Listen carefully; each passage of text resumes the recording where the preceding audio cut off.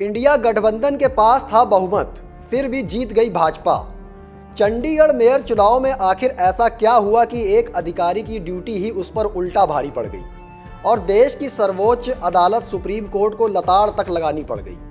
Chandigarh mayor चुनाव में निर्वाचन अधिकारी की तरफ से धांधली के आरोपों के खिलाफ आम आदमी पार्टी ने सुप्रीम कोर्ट का दरवाजा खटखटाया, जिसके बाद सुप्रीम कोर्ट ने सख्त रुख अपनाते हुए कहा कि ये लोकतंत्र का मजाक है। मेयर चुनाव का वीडियो देखने के बाद chief justice of India DY Chandrachud ने साफ कहा कि अधिकारी मतपत्र को कैसे खराब कर सकता है।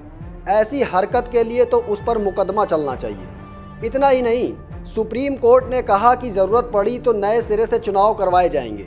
इसके साथ ही सुप्रीम कोर्ट ने बैलेट पेपर और मतदान का वीडियो हाईकोर्ट को सौंपने का आदेश दिया है।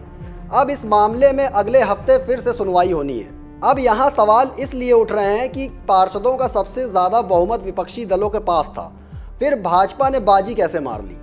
दरअसल चंडीगढ़ नगर निगम चुनाव में भाजपा के पास कुल 14 पार्षद हैं, अकाली दल का सिर्फ 1 पार्षद है।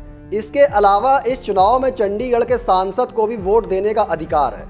यहाँ से सांसद भाजपा की किरण खेर हैं, यानी भाजपा के 14 पार्षद, 1 सांसद और शिरोमणि अकाली दल का 1 पार्षद, तो कुल मिला के 16 वोट होते हैं। तो वहीं आम आदमी पार्टी के पास 13 पार्षद और कांग्रेस के पास 7 पार्षद हैं, यानी इंडिया गठबंधन के पास भाजपा से ज़्यादा कुल 20 वोट थे।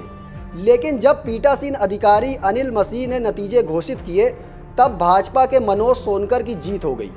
मनोज को 16 वोट मिले। कांग्रेस आम आदमी पार्टी के उम्मीदवार कुलदीप टीटा को सिर्फ 12 वोट ही मिले।